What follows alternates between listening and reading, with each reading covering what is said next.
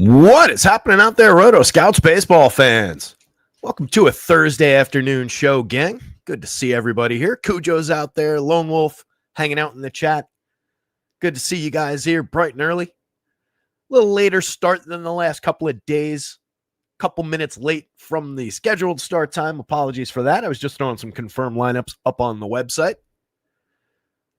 We've got another ugly, rainy, cool day here. It's in the 50s again in the New York area. Good day to be indoors projecting baseball. Unfortunately, we've only got 4 baseball games to talk about tonight. It was originally a 5-gamer. Lost the Orioles at Red Sox game already. Got rained out. So we're here to talk about 4 games tonight. It'll be quick with heavy air quotes for us. That kind of quick. But we'll go through everything. Any questions, drop them into the chat. Any angles you want to talk about, feel free. It's a day where we can kind of roam around into different ideas.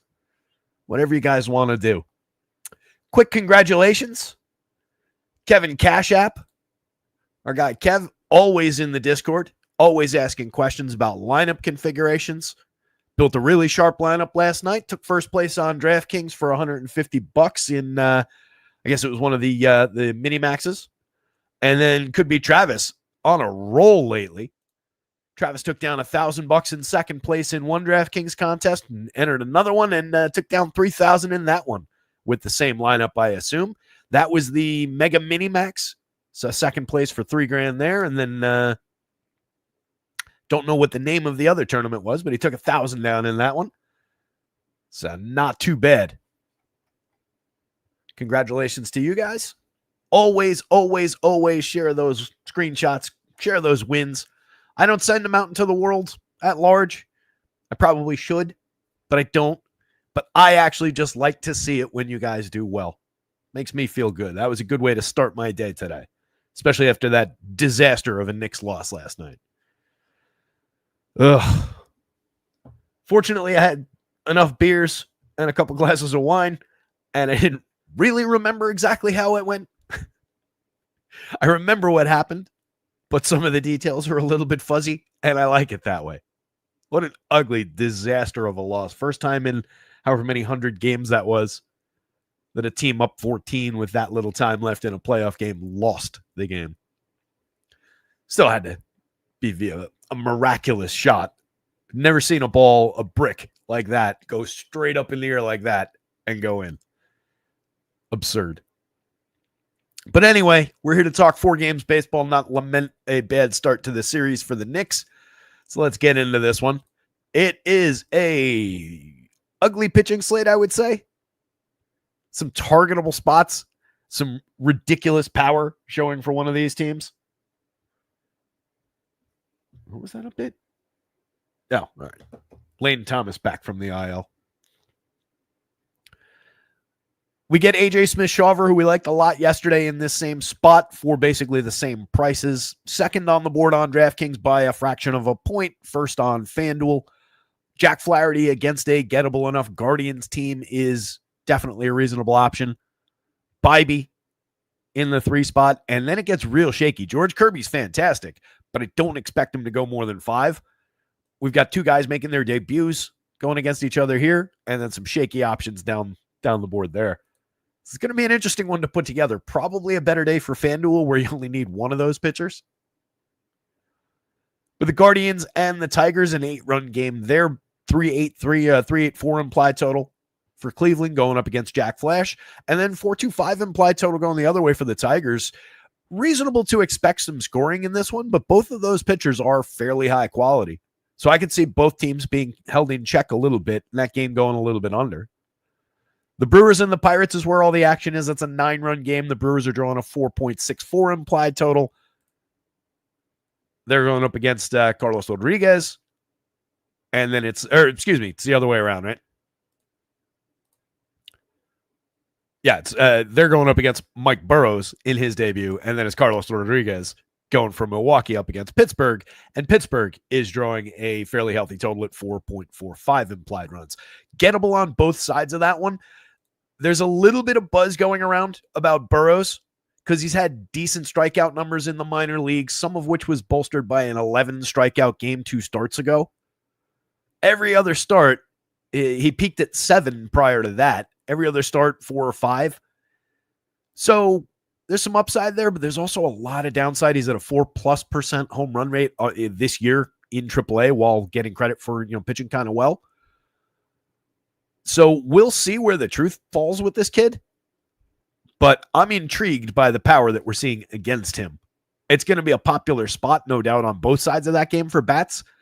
But I'm not sure that I'm in the camp of people that's kind of excited about getting to the pitching spot at lower ownership. I don't know if I can totally justify it. The Braves and the Nats is, again, an interesting one, especially on the Braves side. They're going up against Trevor Williams, who we liked targeting with some of those bats yesterday. Like it even better on a shorter slate today. Same trio of power bats are showing that same upside, plus that deep lineup that the Braves have. 3.87 implied total for the Nats going up against AJ. Like the upside for the pitcher, but it is a playable Nationals lineup most days. And as we talked about yesterday, there is a little bit of upside with the top end bats from that team. Then we skip the Orioles and the Red Sox. That one's rained out. And we go down to the later game, Seattle at Houston.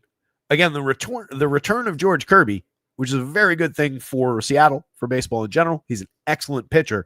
But I question whether we're getting more than 5, even if things are going well, at a Kirby in this one. Kind of back in a hurry. He made 3 rehab starts. Didn't go beyond 4 innings, faced 21 hitters in the last game. Also wasn't effective at all. Gave up 2 homers, allowed 4 earned runs on 10 hits to AAA hitting. But it's George Kirby. I just question what the depth is going to look like here. 4.0 implied total for the Astros because whatever he's pitching, he is lights out. And then on the Seattle side, 4.59 implied total for them going up against a version of Lance McCullers that hasn't exactly been sharp and hasn't been pitching deep into games himself. So targetable spot for bats there.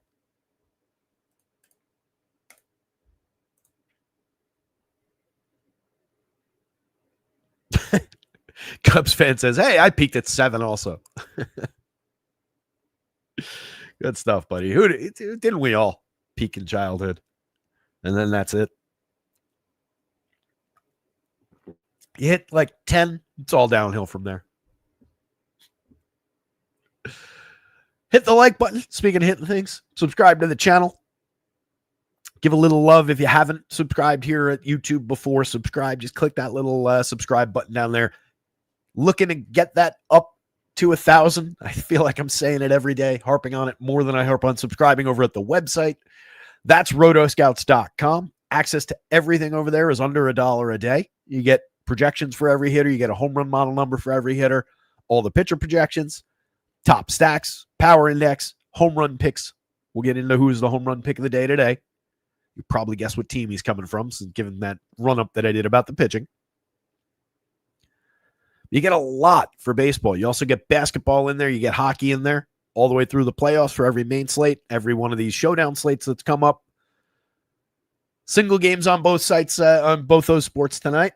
Projections are live on the site right now. Rotoscouts.com. Under $1 a day gets you access to all of it. So Jack Flash up at the top of the board, essentially tied projection-wise with AJ Smith-Shawver. I think that's an either-or situation. They're definitely our top 2 as far as this pitching board goes. Cleveland slightly, I would say, more vulnerable to the strikeout this year. We'll look at where the numbers actually land. Top of my head, I think Cleveland's slightly more vulnerable to the strikeout, but there are definitely cases for pitchers that are talented as those two in both of those lineups. And there are some targetable hitters in both of those lineups. So I like both guys. Jack Flaherty at just 88, 83, definitely high quality arm for those prices. He hasn't been pitching exactly deep into games, but he's been working pretty reliably into the 6th. He's just had a problem completing the 6th inning looking through the game log numbers. He's had some bumps with some earned runs, but there's strikeout appeal. So I'm on that spot for the discount. Definitely Smith-Shawver at the top of the board. Easy to justify shares there. Bybee against Detroit is interesting. He checks in very cheap. Last time out, he ran into a 4-run day over 6 innings, but it was at Cincinnati, that bandbox of a ballpark. 7 good innings against Philly the start before that. Had a 7-inning and a 6-inning, 2 starts before those against the Twins and the Yankees. In between, just 5 innings against the Blue Jays at Toronto, but only gave up 2 earned runs. Only struck out 3, walked 2, and that's where it's been a little bit of an issue with Bibee. The strikeout stuff really hasn't been there. Topped out at 5 strikeouts in 3 straight games against the Orioles, Yankees, and Twins. Last 3 has just been 3, 3, and 4, despite, again, pitching fairly deep into 2 of those games. It's a little bit less upside, a little bit less ceiling there, but another very talented, very good pitcher. Again, with Kirby, I just don't know that we're going to get the depth to justify him at those prices. Love the pitcher, but it's dicey. Carlos Rodriguez made 3 starts last year, was not good in any of them. I think we're just targeting him with some bats. And then Burrows, as I was saying, the strikeout stuff right now in AAA, over 7 starts, 32 and a third, striking out 31.5%. Difficult to argue with the Ks. Is walking 8.5%. Last year in 15 starts, 51 and a third, most of which came at AAA. 25.1% strikeouts, 10.2% walks. Double-digit walks at basically every stop going up through the minors on his way. He's pitched to a 2.51 ERA, which people are pointing to in the buzz about him today. But he's got a AAA xFIP of 3.82, a FIP of 4.45. And again, giving up a lot of home runs, basically at every stop through the minors over this season and last. He's allowed, it was 4+. I did the percentage. He's allowed 6 home runs this AAA season to 130 hitters. So 4+% already. It's not a gigantic sample. But given a beefy home run per 9 number in 2024 through the minors, in 2023, that was the small sample, right? Yeah, that was only 6 2/3 innings. 2022, he had a 1+ home run per 9 over 90+ innings at lower levels. So just the home run ball's always been there against. There, again, are strikeouts, and he's very, very cheap. So I think he's in the mix, but I can definitely see the downside. It's just a very short slate. McCullers made it 4 innings in his last start, 2 unearned runs allowed on 4 hits. That was at Texas. Struck out 2, walked 1. I don't think we're getting any kind of depth here. I gave him a 5-inning projection, and he doesn't look all that good. Seattle's offense is pretty good. There are strikeouts there, but they've gotten much more dangerous. So don't love the spot for McCullers. Doesn't project well, but again, very cheap. And then Trevor Williams on this slate is going to be a little bit more playable than he was yesterday, but he's still our bottom of the board projected guy and a big target for some of those Braves bats. So pretty difficult to justify outside of just he's cheap and it's an ugly, ugly pitching slate.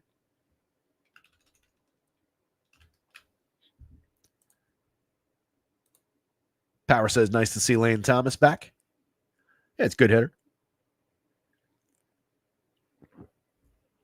Bandbox, okay, boomer.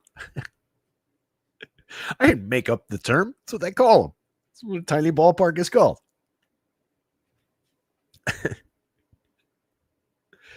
So, Guardians, Tigers.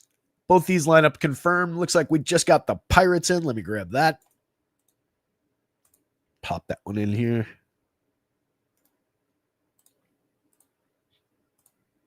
So Bibee's made 9 starts. He's pitching to a 16.4% strikeout rate, kind of to the point that I was trying to make in that run-up. The strikeouts have really evaporated.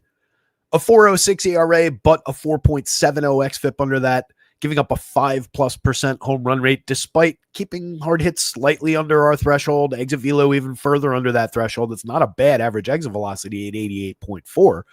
Just a lot of fly balls that have gotten out against him. So some happenstance may be baked in there. But 10+% barrels, these mistakes are getting nailed. 1.1, nearly a 102 Brent Rooker home run. Nearly a 102 rating by Stuff Plus. So the stuff is still dynamic. It is still above average measurable stuff, but it's just not translating for him. Last year, 26.3% strikeouts, 10 percentage points up from where he is this year. 12.2% swinging strikes, 27.4% CSW. This guy has just been gone so far this year. So It is a talented pitcher. It is a guy that we've seen succeed over time. Oop, come on. I think on this particular pitching slate, you have to at least consider some shares if you're building more than one lineup. But those are definitely concerning dips. Just taking a look at his StatCast page here. Four-seamer, the velo's exactly the same.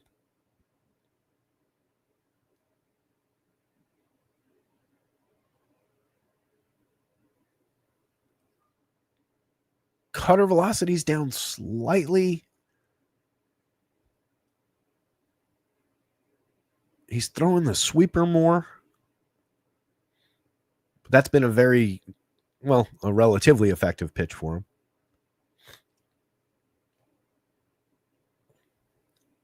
The cutter's gotten tattooed, as has the four-seamer. He's lost a fair amount of spin on the four-seamer. And the whiff rate's gone from 21.3% to 13.8% on that pitch. So he's just not missing bats with his fastball, despite the velocity for the fastball being exactly the same as it was. The four-seam, let's see.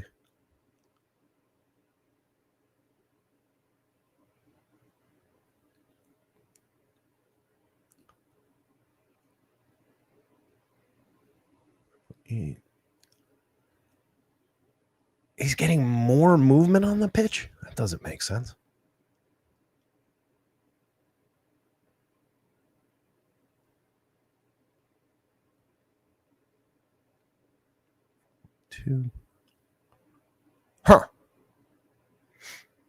So he's getting more horizontal movement and more vertical drop on the fastball, but it's nowhere near as good a pitch as it was. That's a weird result. Definitely something to keep an eye on. But again, on this pitching slate at 78, at 84, projecting out fairly well against the team with a 22% average strikeout rate for this group of hitters. Last year, 25.1 for the same collection of guys. It's a playable spot. It has to be. It's too small a slate. Jack Flash at 8,300, 8,800, kind of the same thing, but much better numbers so far this year. 4.44 ERA, but a 3.35 xFIP underneath it. 28.9% strikeouts on 12.4% swinging, a 30% CSW. He's been good. He's just lost some mistakes. He's lost some home runs as well. 41% hard hits, 90 plus miles an hour of exit velo, both over the threshold. 12.3% barrels is very concerning to be allowing. 5.15% home runs resulting from that. Some of those extra runs resulting from that. But there's some happenstance in that. There's some misfortune in that. Could the Guardians capitalize on those kind of misfortunes? Absolutely. Hitters like Lane Thomas hitting second, 3,400, 2,300. Terrible 48 plate appearances to start the season, but he's way better than those numbers. Not a bad option in the 2 spot for a very cheap price that helps you bring down the prices of Steven Kwan, Jose Ramirez, Kyle Manzardo around them. It's just a slightly more targetable Guardians lineup for strikeouts than it has been over the last couple of years. 21-1 this year, 22.6% for this collection of hitters last year.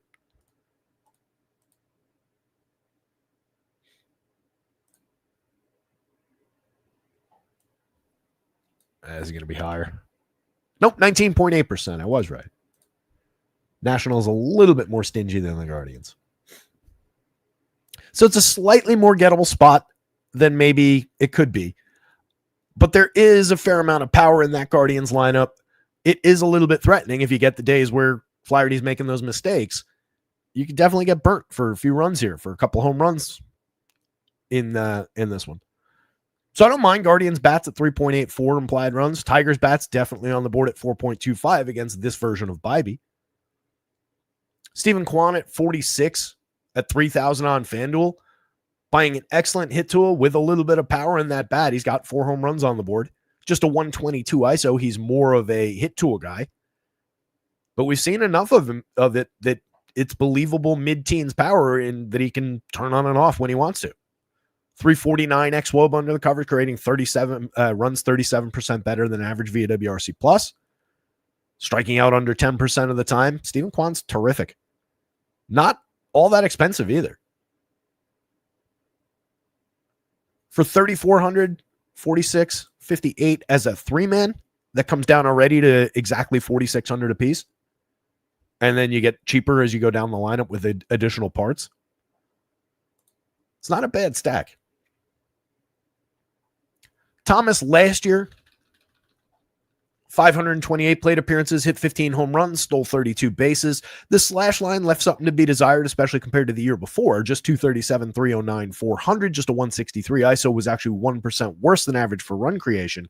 Year before that, 268, 315, 468, had a 201 ISO, created runs 9% better than average, hit 28 home runs and stole 20 bags. That's a really good season. This season, especially when we're talking about just the DFS of it, very good. But the year before was undeniably better. He scored 100-plus runs that year. It was a very, very solid campaign. The truth is probably somewhere in the middle of those. It's nowhere near this guy who struggled over 48 early plate appearances. So he's just cheap right now. Take advantage. Hits the ball pretty hard. Is not going to be a 30-plus % strikeout guy, but 25, 26 is pretty believable. But that's a good bat to have in between those hitters. Jose Ramirez is just a star. 304, 363, 520, just continuing doing Jose Ramirez things. 9 home runs, 12 stolen bases. Absolute priority on a short slate, and if you're going to the Guardians. Very solid pay-up one-off as well. Manzardo, we're just at 216, 304, 480 after 171 plate appearances, but he's got very, very good premium contact numbers. 15.1% barrel rate leads this team. 43.4% hard hit rate is second if we're behind Nolan Jones, who we'll talk about in a minute. The results have been mixed, but the power is very good. He's hit 10 home runs. Big lefty bat to throw at Jack Flaherty, who's been homer prone this season. Again, both these pitchers over a 5% home run rate in 9 starts apiece. Manzardo carrying a 264 ISO, a solid 333 xWOBA, creating runs 18% better than average. He's only 4,300, 2,900. He's pretty damn cheap for those numbers. Carlos Santana, the positional conflict there kind of sucks. He's only at 231, 337, 363, but he's a very good on-base option, a very good correlated scoring option, and he could easily exploit the power and the premium contact that the Flaherty's allowing on the right day. So don't mind him as an alternative to Manzardo for a discount there. On FanDuel, where you can play them both together, I don't think there's any issues with doing that, using first base and util that way. They're both very cheap on that site, 29 and 27. Definitely upside in the top 5. Daniel Schneemann, kind of a mix and match hitter right now at a 14.7% barrel rate with 42.7% hard hits over 115 plate appearances. He's hit 6 home runs, a little bit of uncharacteristic power. Last year it was 4.8% barrels, 38.1% hard hits. He hit 5 home runs in 221 plate appearances, so he's already exceeded that number. Probably some good fortune on his side, a little bit of happenstance on his side so far. But that's either that or it's a very, very big step forward for that hitter. I don't mind him for 3,600, 2,700, especially with all those positions on FanDuel. Second base is the ideal spot for him on DraftKings. It's not a bad way to round out a stack. Putting Bo Naylor at catcher, at least you're buying 12.7% barrels. It's resulted in 6 home runs, a 211 ISO. The 319 xWOB is encouraging for the 193, 294 part of the slash line. Creating runs just 1% below average, but very cheap where you have to play catchers. There's upside there if you're just home run hunting. Ano Martinez hasn't really put good bat on ball. He's been low strikeout. Maybe gives Jack Flaherty problems in that department. 282, 308, 373. Some success via BABIP, but just a 262 xWOBA kind of belies anything about that quality slash line. So mix and match player at best. And then Nolan Jones gives you more than that. Not frequently, not reliably this year at all. 189, 283, 297 is atrocious. But he's got a 336 xWOBA underlying that tells you who the real player is. So does the contact, 10.4% barrels, 51.9% hard hits. The hard hits are well above his 2023 season when he was very good. The barrels are significantly up. They're not to 2023 levels, but they're nearly double where they were last year in his terrible season. Had a big downturn in 297 plate appearances, lost a ton of time to injuries last year, just 227, 321, 320, and that's continued over 128 opportunities so far this year. He's at least hit a couple homers. He's stolen a few bags, but he's been far off the guy that went 297, 389, 542 with 20 home runs and 20 stolen bases with Colorado. But Cleveland went out and brought him back here for a reason. He's got talent. He walks at double-digit rates despite the strikeouts, so there's upside there. He should be getting on base at a much stronger clip. This is a talented player who's kind of scuffling right now via results, but has all the signs of somebody who is eventually going to get things back in order.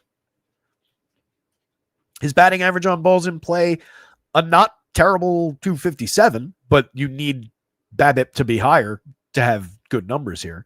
So that's hurting him a little bit. But like compared to his actual batting average, it's fine. I was almost going to call it a 9-man lineup, but it's really like a 7.5 man with these three guys at the bottom. But it's a deep enough team. There's a lot of different ways you can stack that Guardians lineup up. Carlos Soto, what's going on, buddy? Hi to you too, pal. Good to see you. Atlanta lineup is in. Grab that.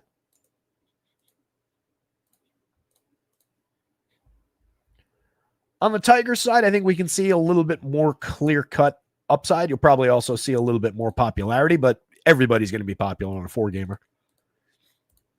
Kerry Carpenter in the top spot, an 8.72 in the home run model. He's got 10 on the board already this season. You've got Riley Green sitting at 7.27. You've got Torque at 10.68 and above the magic number. Each one of those guys has a dozen home runs in their pocket already this year. Everybody on the Tigers is still sub 5,000 on DraftKings. I don't really get that. They're more appropriately priced on FanDuel where they're kind of expensive. $3,400 at second base for Glaber, $3,500 for Riley Green. Torkelson, not totally priced up at 32, but getting there. 3,000 for Kerry Carpenter still feels a little bit light, considering the power upside that we know is very real. But they're downright cheap on DraftKings, especially in the matchup against the version of Tanner Bybee that's allowing not only frequent contact, but tons of quality contact.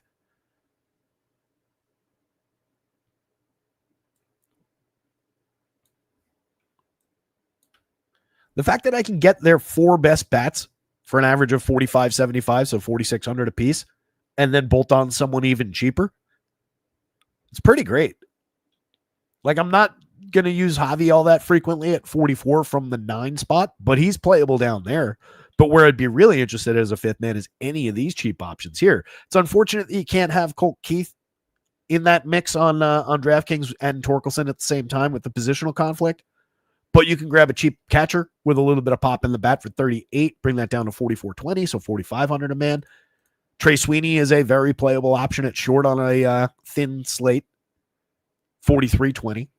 McKinstry has been succeeding this year and has a great lineup, great spot in the lineup that has direct correlation with those players. There's a lot of ways to put the Tigers together too, and they are not expensive. Carpenter's got a 13.9% barrel rate, 278, 309, 503 with a 225 ISO, a 368 xWOBA that could trend some of these numbers upward, creating runs 28% better than average.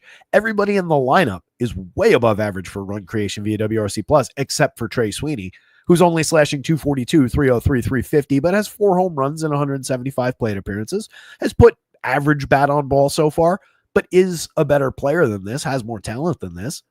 So I think he's, again, very playable from down the lineup. But look at these WRC Plus marks. I mean, this 9-man, including Sweeney, has an average WRC Plus of 124. You take him out, that's 129. Killer. Glaber, strong year so far for him. Sub 10% strikeouts, 10% walks. Looking phenomenal in those departments, which is the driving factor for everything that Glaber does. When he's not striking out, he's hitting the ball very effectively typically. 10+% barrels. The hard hits hovering around 35%, could stand to come up a little bit. It was 40% 2 years ago, but he's barreled more balls so far this year on a percentage basis of his batted ball events. Love the option at second base, slashing 281, 363, 432, getting on base, setting the table, but also clearing the table a little bit. So excellent option there. McKinstry's just 3,900. Third base and shortstop. Hasn't really put great bat on ball. It's just average contact, but he's seen great results from it. He's also drawing a double-digit walk rate at 11.7%, striking out a lot at 25.1. There are strikeouts, again, available in this lineup for Tanner Bybee, but he has not been effective at finding them or inducing swinging strikes. He's not throwing enough strikes overall. So I don't really sweat the high strikeout rate for McKinstry, for Riley Green, the mid-20s strikeout rates for the other guys. McKinstry's not much of an individual point creator, but he gets on base like crazy. He's a good correlated scoring option. 365 on base, creating runs 25% better than average. The two power bats, the lefty-righty combo of Riley Green and Torkelson in the middle of the lineup. Torkelson's looking fantastic for power upside. 283 ISO with a 391 xWOB on 14.8% barrels, 47.7% hard hits. And Riley right there with him from the left side, 17.1% barrels, 48.8% hard hits. Slashing 287, 343, 532, 245 ISO. He's their best hitter. He's been really good. Colt Keith is in the mix for shares, only 2,800. As an alternative at first base, if you went that direction, you forgo the Torkelson share, you would probably go like straight line like that for 4,080, so 4,100 apiece. I'm still getting Green. I'm still getting Glaber. I'm still getting Kerry Carpenter. If you wanted to do like those three and those two, I think that's a reasonable option. 4,060. You bring it even lower if you include Sweeney. Under 4,000, 3,960. So 4,000 on the nose, essentially. And that's not a bad five-man. Carpenter, Glaber, Riley Green, Colt Keith, and Trey Sweeney. That's very playable against a pitcher allowing this much contact. You get several of their key lefty bats in there. All lefties, in fact. Colt Keith does have upside. 8.7% barrels. Striking out just 20% of the time and walking 14.8%. He's slashing just 225, 338, 367, but that's a good on base. His xWOBA at 371 tells us all we really need to know about these numbers and which direction they're going to head. 106 WRC plus. It's second lowest on the team, but it's 6 points above average. He's been a little bit underappreciated. Love the idea of putting him at second base on FanDuel for just 2,600 if I can't get to Glaber in the lineup. But definitely a very playable option. Dingler has been making fantastic contact. He's slashing 299, 324, 463, a 351 xWOBA. It tells us it's pretty real. 9.3% barrels, 45.4% hard hits. He's been great, and he's still very cheap. 3,800 where you have to play catchers. 2,600 as a util option alongside Spencer Torkelson. Works. Definitely upside. He's created around 23% better than average. He's been very good. Sweeney, as mentioned, playable despite the underwhelming numbers so far. And then Javi Baez, no longer the corpse of. Somebody resurrected him. 125 WRC plus, but some things to point at that say it might not sustain. Just 7.4% barrels, sub 40% hard hits now. Not really drawing any walks, just 3.4% walks. It's not really a part of his game. 4% last year, 4% the year before. Strikeouts at 22-1 are down a little bit, but not noticeably so. 284, 322, 468 with 6 homers, but just a 309 xWOBA. So it might be hope you enjoyed it while it lasted kind of a scenario with Javi. But he's very playable. 4,400 in the outfield on DraftKings. More of just another outfielder at kind of a higher price than some of the other just another outfielder types. On FanDuel, where you can get him at shortstop, third base for 2,900, move him around the board a little bit. He provides a little bit more via the flexibility.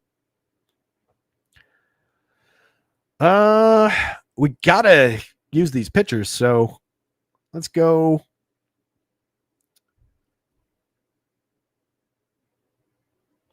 Flaherty, Tigers bats, Guardians bats, Tanner Bybee. But it's all on the board. It's all playable and should be in lineups. And now we get to the ludicrous power numbers that the Brewers are showing across 4 hitters. Those are big numbers in the home run model. Does that mean all 4 of those guys are going to go out and hit 2 home runs apiece? No. What that does mean is that out of those 4 hitters, we can expect a home run. I feel like there's good upside for a home run to come out of that stretch of Brewers tonight. Maybe it comes from somebody else. You do have a playable number down here on Joey Ortiz, but noteworthy stretch of power right there. You have some pretty decent power numbers on the other side among the Pirates, too. Some guys who hit the ball very, very hard over there. So I'm interested in Pirates bats going up against Carlos Rodriguez, and I'm interested in Brewers bats going up against Mike Burrows. Again, with Burrows, as we talked about at the beginning of the show, I'll go through it again, striking out a lot of hitters in the minors. But there are walks there. At the major league level, taking a jump up, I can see the walks coming up quite a bit. I could see a Brewers team that is pretty decent at avoiding strikeouts, cutting into the strikeout numbers, and his propensity to give up home runs that he's shown throughout his minor league advancement is very likely to burn him here. He made 1 3 1/3 inning appearance last year. Gave up, I guess, 7.14% home runs? That's a lot of home runs.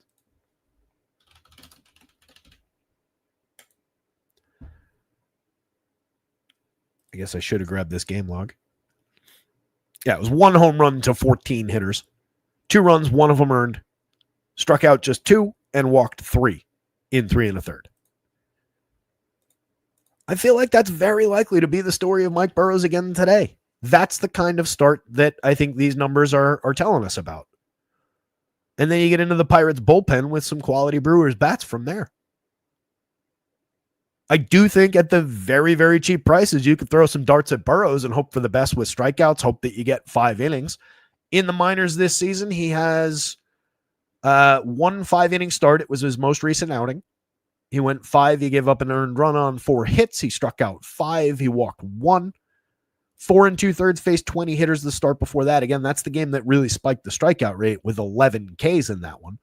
Walked 2, no earned runs, and 11 strikeouts in 4 2/3. Striking out 11 of 20 is pretty good. He completed 5 innings the start before that as well.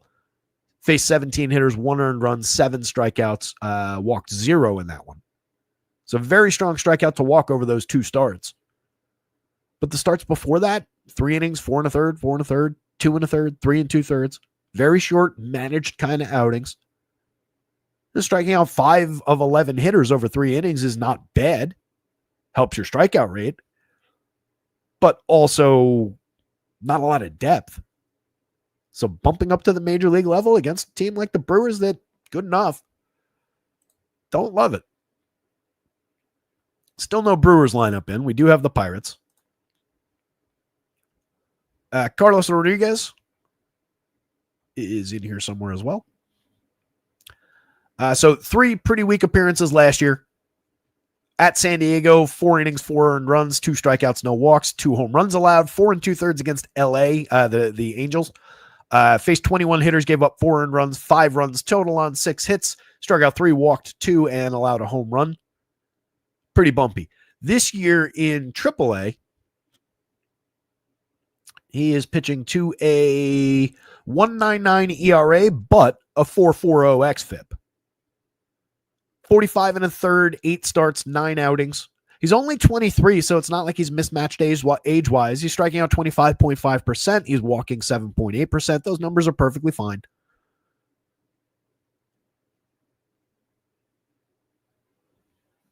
Last time out went 5. Start before that, 5 2/3. 6 innings before that. So between the two, I mean, there's a fair enough argument to be made that Carlos Rodriguez is actually the better option, given the more demonstrable depth that he's been pitching to at worst. There's a better shot at getting 6 innings out of Carlos Rodriguez, and he's facing the worst of these 2 teams. The team that does technically have a slightly higher strikeout rate at 21.8% for this confirmed lineup, 22.2% last year. It's not that they're non-threatening. They also walk a lot, 10.1% collective walk rate this season. There's a deadly good hitter in O'Neill Cruz at the top of the lineup. A couple of really good veterans in Andrew McCutchen, Brian Reynolds. Some quality hit tools in Spencer Harwitz down lineup. Brian Hayes puts a lot of bat on ball at medium quality. So it's not safe. But given the idea that we're expecting his team to score a lot of runs, so you got a decent shot at the win bonus, you got a decent shot at completing 5 with a little bit of upside for a 6th inning. He's been an effective strikeout pitcher through the minors as well. Just slightly lower peak than Burrows, maybe. He's more expensive, but I think there's at least a case to be made that people should at least be expecting as good a start out of him as maybe they are out of Burrows if they're making that case. I'm not really making either case. I'm more interested in the bats in this one. So is Vegas with mid-fours totals. The Brewers are pretty cheap for the power upside that they're showing. Another spot. Nobody above 5,000, nobody above even 4,500 on DraftKings. Very cheap. More expensive on FanDuel, but everybody kind of in the middle. Those aren't bad prices either, especially for the talent that you get, and especially on a day like today where we're getting monster home run numbers.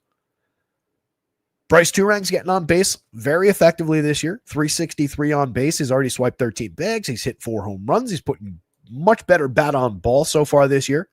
Striking out a little bit more, but also walking a little bit more. Not a bad option for only 4,400 at second base against this pitcher. 3,000 at second base. Take the upside. 111 WRC plus so far, a 354 xWOBA. Tells us that maybe some of these numbers climb a little bit, or at least are sustainable in this territory. Jackson Chourio, great get-right spot for Jackson Chourio. Come on. Against this guy, 7 home runs on the board, 9 stolen bases. Getting on at just a 260 clip is ludicrous for a player who's as talented as he is. Part of that is the 2.3% walks. That's down from 6.8 last year, despite strikeouts being right around where they were, 21.9% this year, 21.1% last year. It's not like strikeouts are a problem for him. 7.3% barrels down from 7.8, just 40% hard hits down from 44.6 in a still small but growing sample of 219 plate appearances now. Just a 175 ISO. The most concerning thing is that 279 xWOBA.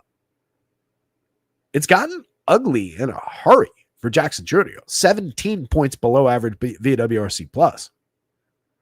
Kid is way, way too talented to keep this up for long. 18.95 in the home run model, nearly doubling up the magic number. Could I have gone in there and dialed those numbers down a little bit artificially? I could have, but I didn't. I wanted to leave them really, really glaringly high. I like the upside for Chourio to come back, but I did not make him the home run pick of the day despite being tempted to. William Contreras, 4,500, 3,200. An excellent option at catcher today. 41.4% hard hits. That's down from 49 last year, 48 for the year before. Strikeouts, barrels rather, are cut in half over those last two years. Strikeouts are down, walks are up. He's hit 4 home runs. He's getting on base like crazy at a 373 clip. He's creating runs 10% above average. We've just seen a dip in power. 327 xWOBA should help normalize some of that. Batted ball events can be a little bit wonky. So the next 100 plate appearances, he sees a few more batted ball events, and he barrels a couple of them. Those numbers are going to normalize in an awful hurry. So there's a lot of good underlying some of the downturn with Contreras here. And on a short slate like today, again, with a 17.21 in the home run model, I think we can go there. Christian Yelich for 4,200 for 3,000 against a rookie. Against a rookie who's homer prone, premium contact prone. Yelich is striking out at a 27.6% clip this year. That number was 18.4 last year, 22.2 the year before. I don't worry about Christian Yelich with strikeouts, and especially not against a rookie. 7 home runs on the board, 8 stolen bases. He's slashing just 184, 276, 324. Just a 303 xWOBA is underwhelming. A 140 ISO is very underwhelming. A 69 WRC plus is not reflective of the talent that Christian Yelich still is. 13.65 in the home run model. You better believe I'm going to have some Christian Yelich in my lineups. I recommend you do too. Rhys Hoskins for 4,000 for 2,900. I think I've ranted and raved a few times already this season about the bounce back numbers from Rhys Hoskins so far. 7 home runs, getting on base at a 402 clip, over 179 plate appearances, 12.5% barrels, 45.5% hard hits. Numbers that reflect the premium contact that he's always gotten. Strikeouts down at just 22.3%, down from 28.8 last year. Walks up at 14%.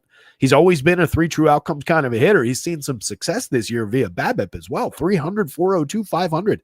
200 ISO at 365 xWOBA, creating runs 50% better than average. A 19.12 to lead the team in the home run model today. Rhys Hoskins, home run pick of the day. Come on down. Isaac Collins, 26-23, very, very cheap. He's got a home run on the board, 3 stolen bases, just an 81 WRC plus. Mix and match kind of a guy, just 5.4% barrels, just 25% hard hits. You could find replacements all over the board for him. But a 6.78 in the home run model. Sal Frelick, a good bat on ball correlated scoring type option. If you see Sal higher in the lineup, he becomes more appealing because he gains direct correlation with the power bats. From down here, he's okay. He's playable, but I'd honestly rather, if they're going to hit him down lineup, I'd rather have him hitting 9th so I can directly wrap him back around to the top of the lineup, use him as a Bryce Turang alternative. But in the 7 spot, not bad. 3,900, 2,900 across sites. He's hit 3 home runs. He's stolen 9 bases, creating runs at a good clip, getting on base at a 356. Not a bad option. Caleb Durbin, Joey Ortiz, both guys are sub Mendoza over 100 plus plate appearances. Both guys are very cheap. Not an ideal way to fill third base with Caleb Durbin. If you can put him at second on FanDuel, maybe in a few lineups in an abundance of Brewer stacks.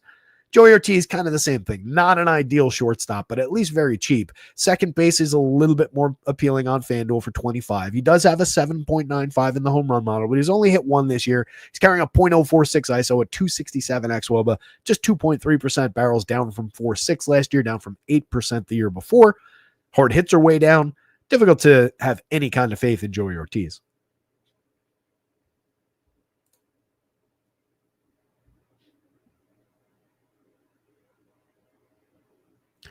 Mad Max is here. Mad Max says, because old guys used to collect DVDs like baseball cards before the 21st century.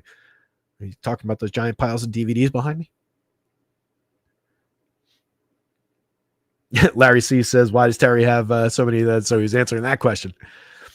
Why does Terry have so many DVDs when he can just stream any movie? That's a good question. For one, you can't just stream any movie. There are significant limitations to that. You can illegally download most movies if that's your thing, and I have no issues with that because of all the money that we all give to all these companies in every other form. Eventually, it just comes a matter of like, I can sit here and remember the movie if I want to, so I should be able to watch it on any form if I've paid you multiple times for it already. But to my point, or to your question, physical media matters. I really believe that. With streaming services, you don't own any of that content. They can take it away from you. You're seeing that all over the place in the licensing agreements for like streaming games. If you download a game on Steam, you purchase a game on Steam on your computer, you don't own that game. They can take that away. It's all written in the legal things that we all just click through. You're just paying for the license to play that game while they're making it available to you. So it's kind of the same deal with streaming. For one, like, you can't find every movie on every service, especially if you don't want to pay for every service. I happen to have most of them. But if they take something away, it's just gone. You can't get it. If you own it, they can't take it away.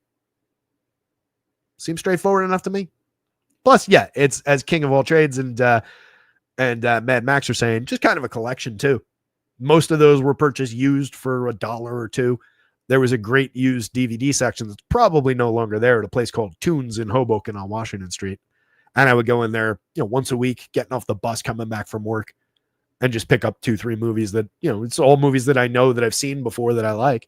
And eventually the collection just built. Cubs fan says the worst is every 3 years, The Who comes out with another version of Who's Next. Yeah, or like multiple versions of Blade Runner and director's cuts and everything. I know I've got the final, like, good one back there. I think I've got multiple other cuts of it back there somewhere. Don Pla says, question, Pirates suck and Brewers don't hit the ball well. So if it goes under, do we have to take those pitchers? I mean, again, both these guys are on the board because they're exceedingly cheap. And there is a little bit of talent in both arms, right? Both guys have effective enough strikeout numbers in the minor leagues to believe a little bit. They're both young pitchers. So there is a smidge of upside there. But, you do have to take, Larry says, oops, sorry, got Terry on a tangent. Hey, it's 4:23 and we only got 3 games to talk about after this. So I think we're fine. Or 2 games to talk about after this one. So yeah, especially on DraftKings where you're going to have to play an SP2, these guys are very much on the board. So you want them either way. But just because these teams suck doesn't mean they can't get to minor league pitchers, right? There are very, very good players on both of these teams. So the stars you definitely want to at least consider. Again, we're seeing massive numbers come through the model on the Brewers side. Whether that succeeds or fails is why they play the games. But I don't know that anything about like the general suckiness of the lineups is something you want to focus on. You more want to pay attention to like what does the Vegas total think of these teams today? 4.5 run totals on both sides, very targetable. They're all affordable bets. There are, again, good hitters on both sides. So despite some underperformance from guys like Christian Yelich, guys like Jackson Chourio, we know those are better players than they've been. William Contreras, same thing.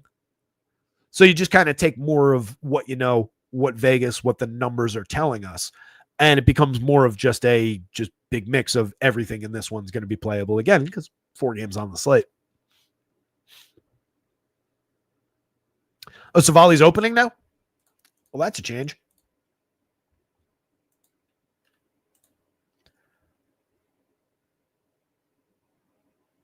Is he opening or is he starting? Underdog says start. That would completely change that. Let's see.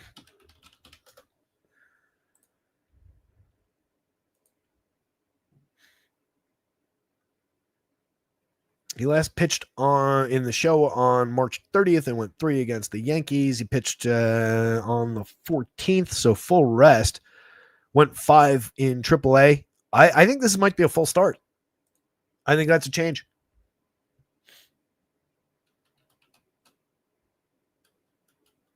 Yeah, thanks for the heads up, guys. I can grab that quick enough. Let's see.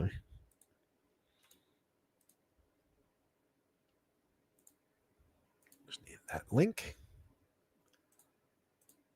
And I don't even need to do the date change. I could just that. Savali.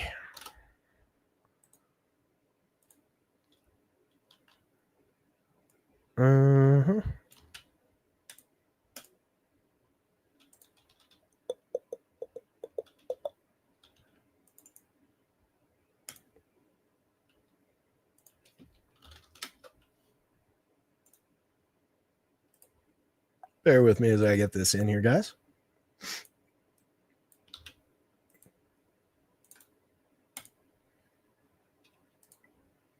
We'll give Savali a 5th. So Savali only threw those 3 innings against the Yanks so far. Didn't have a good game that day. 21.43% home runs. How many homers did he give up in that game? 3 home runs over 3 innings, 3 home runs to 14 hitters, 5 earned runs. Aaron Savali's quite a bit better than that in the long term. Last year, 161 innings, 4.36 ERA, a 4.31 xFIP, 21.6% strikeouts, a 7.5% walk rate. That was kind of a disappointing season. We were expecting a little bit more from him. He had a very good close to his 2023 campaign, pitched to a 3.46 ERA, 4.10 xFIP overall, had a 23% strikeout rate, but saw an uptick in strikeouts that were kind of chasing going into last year toward the end of of the 2023 season. Found more swinging strikes along the way, bolstered the rate up to 10% for that full season. Last year, it dipped down to 8.9. He didn't sustain the gains that he had made, but he was still an effective like 4-starter, that kind of a profile. For just $7,000 for 7,300, I gave him a 5 inning just now, 12.5, 24.5. I think he's reasonable, and there's a little bit more faith in Savali than probably in an unestablished 23-year-old that we had a minute ago. So at worst, just as playable, given the fact that he was stretched out to 5 in the the 2 minor league outings. 4 innings faced 13 hitters, and then 5 innings faced 17 hitters, allowed 2 hits, struck out 2, walked 1. Very solid rehab outing. So I would expect 5 if all goes well. Does that have an impact on the...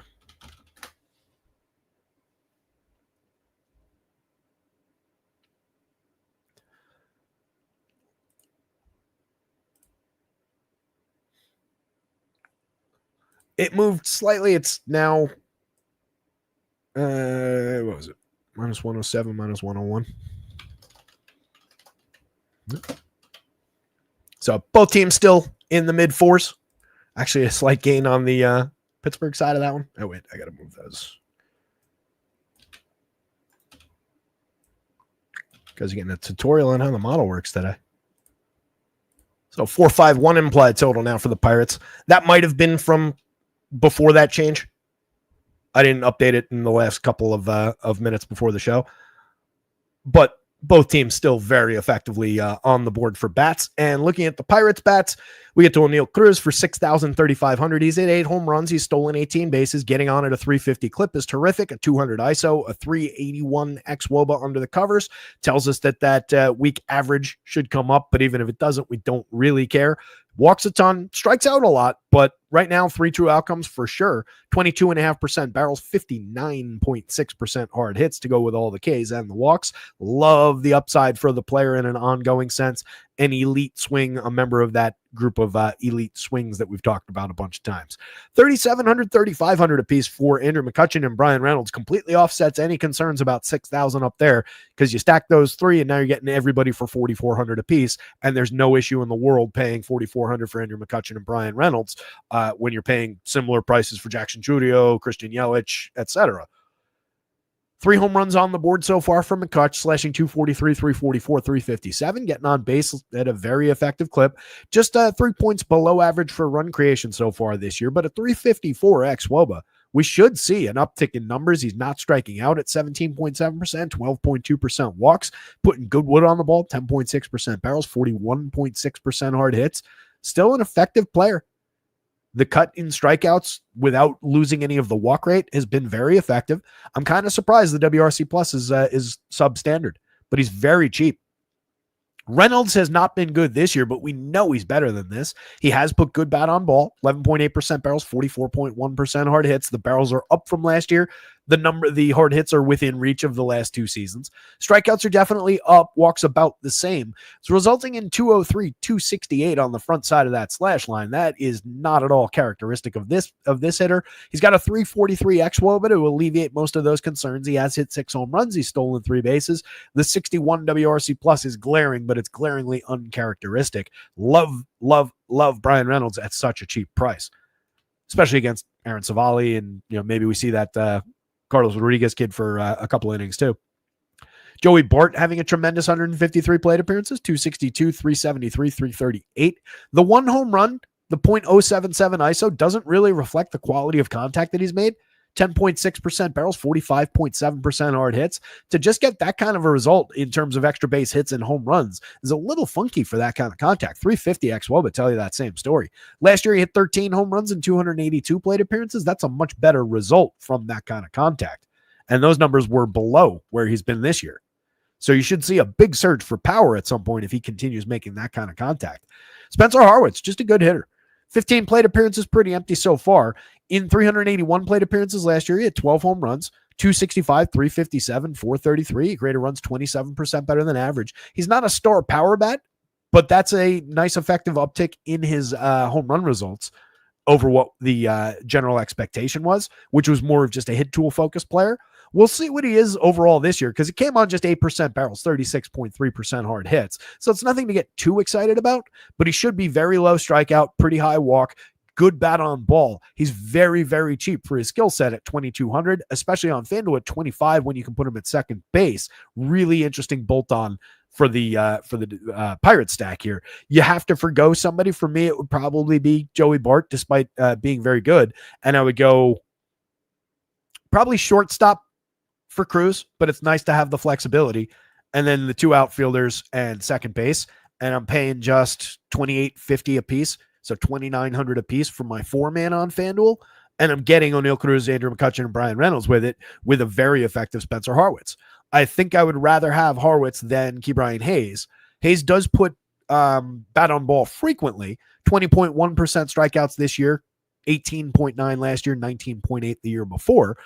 But it's less frequent or just as frequent as Harwitz, and Harwitz is giving you a little bit better quality bat on ball. Hayes is 47.4% hard hit rate. He does do that effectively, but the barrels are very hit and miss. You don't get a ton of big batted ball events out of him. 1 home run on the board, just a .063 ISO. 288 xWOBA, also kind of glaring. Adam Frazier, no barrels out of him over 150 plate appearances, just 228, 293, 309. No real good results to speak of for Adam Frazier either. It's a little bit just difficult to justify shares outside of just being very cheap, but not a good spot in the lineup. He's at least left-handed. Tommy Pham, 25-23, mostly was dead last year, has been mostly dead over 133 plate appearances this year. Another player kind of difficult to justify. No home runs, 3 steals, a .034 ISO. This team has not been hitting for power. Look at this average ISO, my God. The average ISO for the 9-man is .084. That is pathetic. 77 WRC plus. Ridiculous. Isaiah Kiner-Falefa never been much of a hitter. He's a slap hitter, hit tool, succeed via BABIP, and not even overly good at that. 283, 341, 354, effective 139 plate appearances. We'll see where he finishes. Might hold down a decent average. Not a home run bat. 7 stolen bases is nice, helps pad fantasy scoring. If you want to utilize him at second base for 25 on FanDuel, you've got other better options up the board. But that's where I would play him. At shortstop, I really don't like that option. It is a short slate, so you could probably get away with it. Like he's better than, say, Joey Ortiz in some ways. But it's not a good way to fill shortstop. Brewers bats. Rhys Hoskins, home run pick of the day. Pirates bats. Mike Burrows. I guess I got to go Savali. Aaron Savali, assuming we're getting 5 innings. And I'll clean that up when I get a chance to look at it after the show. So probably Savali, Mike Burrows, but essentially tied. Neither one appealing, but both in play.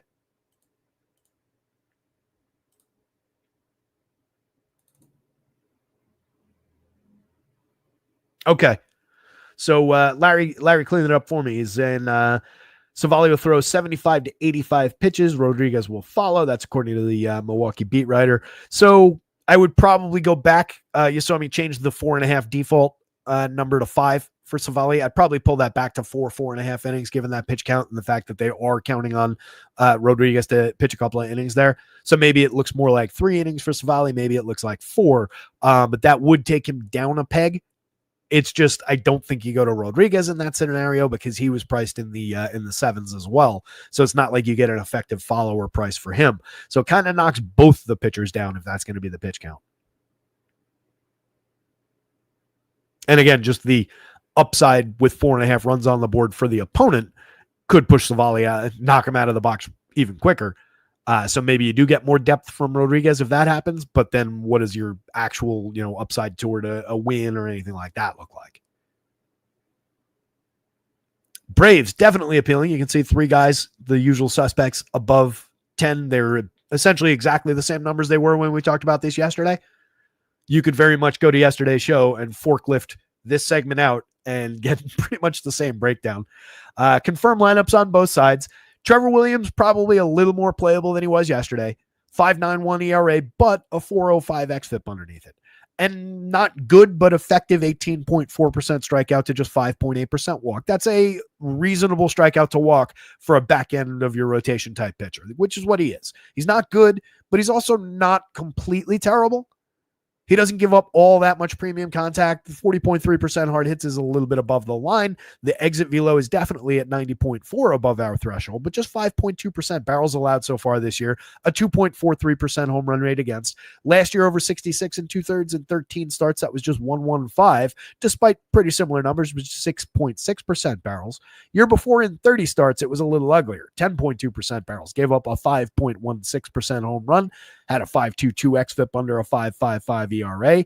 In last year's short season, he did strike out 22.7%, which is an uptick for each of the surrounding years, but kind of reflects the 22.6 from all the way back in 2022, which is another small sample, 89 and 2/3 innings over 9 starts and I believe some relief appearances.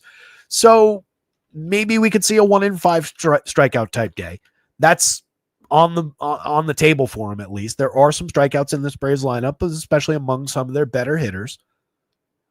But again, he's not good. He's very likely to get tattooed by this team. But at 6,300 in the SP2 mix for sure. 4.72 implied total tells you the rest of what you need to know. He's very likely to fail. 7,400 on FanDuel. I think FanDuel pitching wise, you just can kind of stick up toward the top of the board. He's a lot less in the mix on that blue side.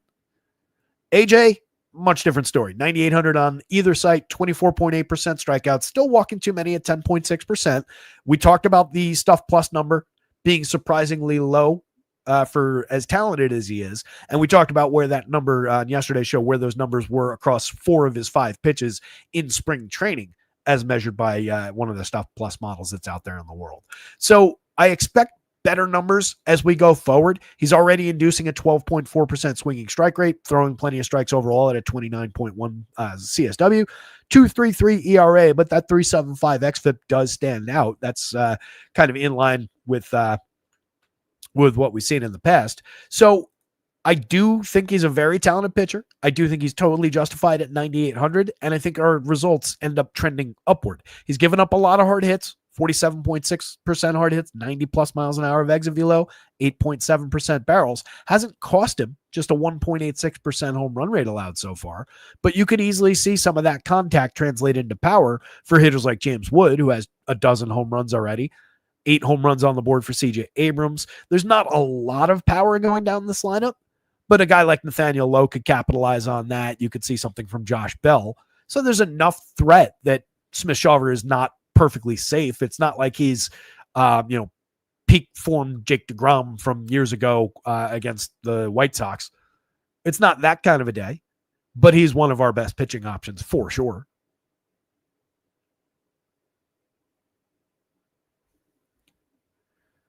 Alan S. saying Marquez, 18.5 points so far. What was it? Was he starting in one of the early games? I did not pay any attention to that early slate. There's a massive underdog. Phils were pulling a 7.4 implied total against him. What's the score in the game?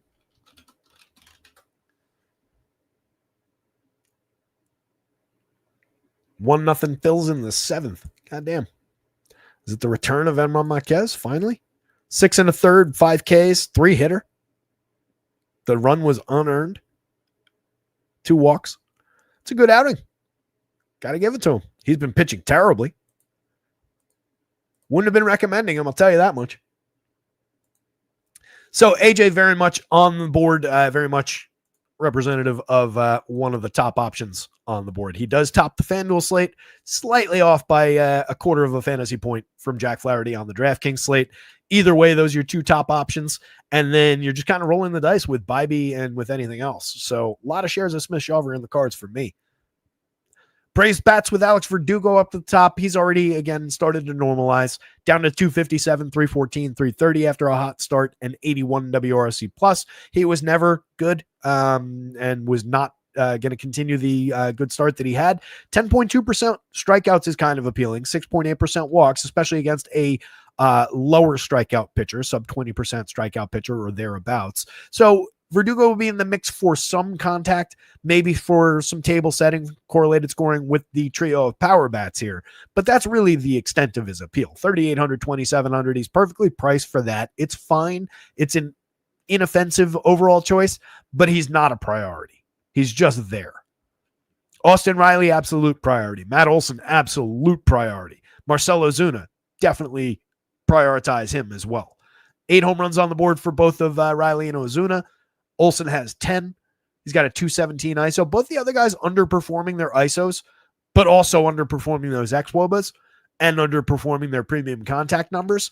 So we expect everything to trend upward for Austin Riley and Marcell Ozuna in terms of the power output, the extra base hit output. Riley's already slashing 283, 333, 444 anyway. It's just the dip in overall, probably a couple home runs off the pace and certainly some extra base hits off the pace. But everything about the contact, everything about all of the underlying numbers says that that's going to come back. Same thing with Ozuna. Ozuna down at 266, but a 416 on base, a 461 slug, a 419 xWOBA. Last year / 304, 381, 552, and was tremendous from end to end with 39 home runs on the board.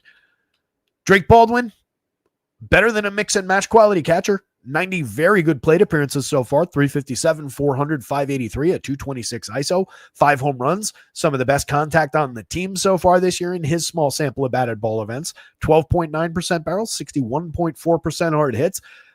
Left-handed version of Sean Murphy, just picking up right where Murph leaves off. Ozzie Albies, 4,200, 2,700, and Michael Harris, as we've talked about a bunch, both underperforming pretty dramatically across the board, both underlying and on the surface metrics. It's a little bit difficult to see, but I have faith in both players. They're just too talented, and we've seen too much from them to linger in the dregs for too much longer. Eli White at 39-24, slashing 286, 333, 455, having an effective season, gets on base, steals bags, creates opportunities for run creation, 115 WRC plus, very playable. And then Nick Allen is a defensively oriented infielder, 262, 324, 294. You're just looking at him for some differentiation and correlated scoring. Never want to have him at shortstop, and that's the only spot where he's available. He's just cheap. He'll differentiate a Brave stack or two if you build a bunch of them. Nationals bat, it really is all about those top two and then whatever of the bolt-on parts you want. I do like Nathaniel Lowe. I think we see an uptick over time from Lowe back toward at least his typical on-base percentage. 298 is way low for this hitter. 223, 298, 397 overall is low. I didn't mean to do that. Is substandard as compares to our expectations for this hitter. Or it's just low for low. But he's very cheap for it. He is barreling the ball at a 7.8% clip. That's up 2 percentage points. A 46.9% hard hit rate is up. 8 home runs is above the pace that he was hitting him at last year. More reminiscent of the pace when he hit 20-something a few years ago. So he's a very playable option at first base. Throw a lefty at the righty here. AJ Smith-Shawver, again, very talented, but allowing a lot of premium contact right now. So Lowe's skill set could mesh with that very well here. The two big lefties up top, 54, 51. Honestly, not all that expensive on a very cheap day. 3,600, 3,800 on FanDuel. Same thing. They could be a little bit more highly priced. I wouldn't object to paying $4 for James Wood on FanDuel, and like 38 to 4,000 for CJ Abrams is definitely justifiable on a day where I think he's probably the best shortstop we have. Right? Who are the shortstops out of this game? Do they even have any? The Guardians don't have one. The Tigers have Trey Sweeney. Late game, you get J.P. Crawford and Jeremy Pena. Yeah, CJ is easily the best shortstop on this slate. So I wouldn't have objected to him being a little bit higher priced here. 313, 371, 569, a 385 xWOBA, 257 ISO. His career runs 60% better than average. 8 home runs, 9 steals. Dynamic category fielder, doesn't really strike out. Medium walk rate, so a lot of high quality balls in play. Hits ahead of James Wood, so a phenomenal spot to be setting the table. Wood at 285, 380, 538 with a 253 ISO, 16.9% barrels, 57.7% hard hits, 26.4% strikeouts, but we don't really care next to a 13% walk rate and success like that. He's driven in 30. He's scored 30. He's been an absolute beast. This is James Wood fulfilling his superstar potential. This is not some crazy flash in the pan that's going to go away. This is who this kid is. So definitely get him while you can. Keibert Ruiz, just frequent bat on ball, 10.5% strikeouts, just under 5% walks, but just 1.4% barrels, 32.2% hard hits.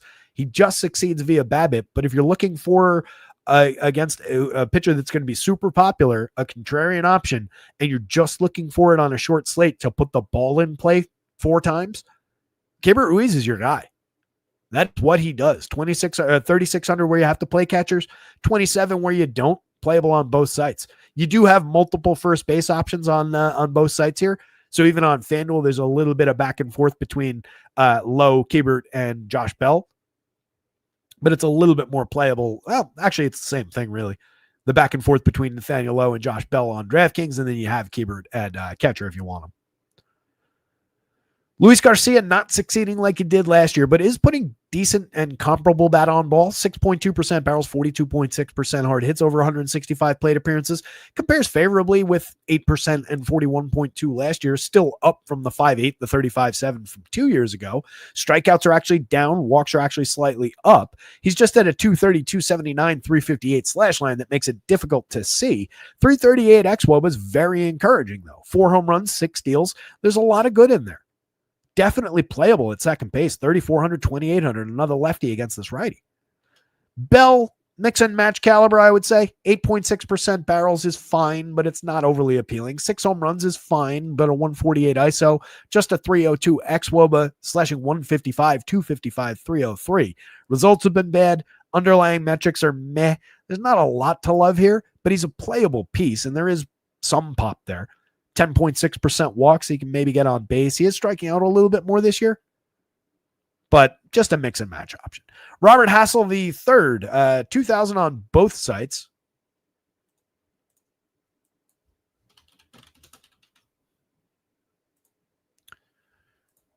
Was in the projected lineup, was on the roster yesterday, but I guess he didn't get in the game. In the minors, over 175 plate appearances this year in AAA, slashing 288, 337, 405. Just a 99 WRC plus, just a 117 ISO, but only 19.4% strikeouts, 6.9% walks. That's as a 23-year-old, so tracking well age-wise in AAA. Last year, over 264 AA plate appearances, 20.8% strikeouts, 11% walks, 271, 357, 371, created run 16% better than average, but just a 100 ISO, hit 5 home runs, stole 12 bases. You know what he looks like? He looks like a Washington Nationals hitter. That is basically what everybody on this team does. So join the club, Robert Hassel. 2,000 on both sites. He's going to be playable here, but he's going up against a very good high-end pitcher. So I don't love it for a kid making his debut, but he's got the skill set to put the ball in play to succeed here. He's probably going to be pretty damn low owned, and he's the dead mid price. So you can do some special things. If you go 1, 2, I would want Nathaniel Lowe. I would probably take Kiebert at catcher and then skip those guys and go to there to average the price down. And now I'm getting James Wood, CJ Abrams for $39.40 a piece. It's kind of good. You are attacking the best pitcher on the slate, but that can be good for leverage. AJ Smith-Shawver is going to be really popular on a 4-gamer here. I don't mind that as a 5-man. On FanDuel, it's a little bit more difficult to stretch because I want those 3, but I would probably compromise, go 1, 2, maybe Luis Garcia at second base and grab the dead min price for a little connectivity there. It brings it down to 3,050 a piece.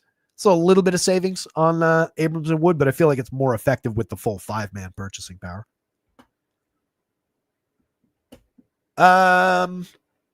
And then Alex Cole and Jose Tena down lineup, mix and match guys. Cole hits for a little bit of average, gets on base. Again, same thing that everybody on this team does. There's not a lot of power there, but he's getting on base. He could steal a bag. He could create some runs. This goes...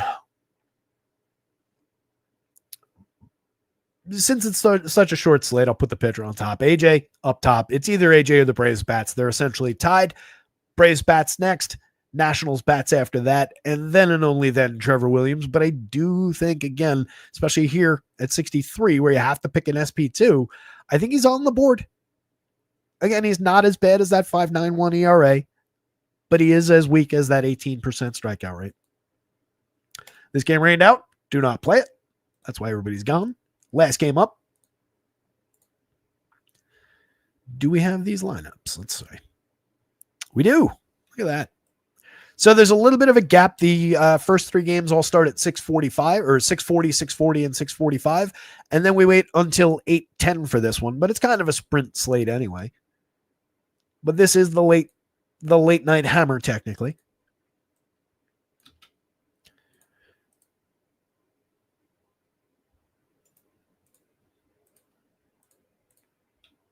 Hit the like, subscribe to the channel if you haven't already as we dive into the last game. Power says, I know the answer, but last man in on FanDuel, Riley Green or James Wood. Ooh.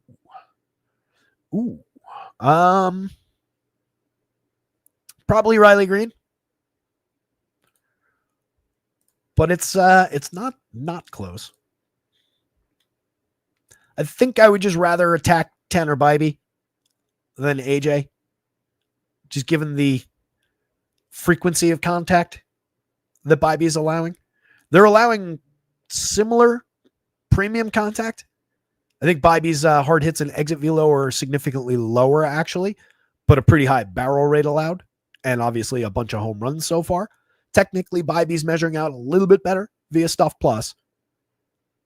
As far as the two talents between the hitters themselves, that's very, very close.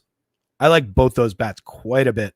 17.1% barrels out of green, 48.8% hard hits. I think the numbers on Wood were a little bit higher. I think he was drawing, what do we have, a 7.27 in the home run model with 12 in his pocket already versus 7.98 with 12 in his pocket already, 16.9% barrels, but more hard hits. Man, that is close. I think I would, if it's all things being equal, I think I would probably just duck AJ Smith-Shawver's ability to miss bats. That could connect with Wood's aggressive approach with the strikeouts. So there's probably a little bit more downside on Wood than there is on Riley Green, but that is a great head-to-head question.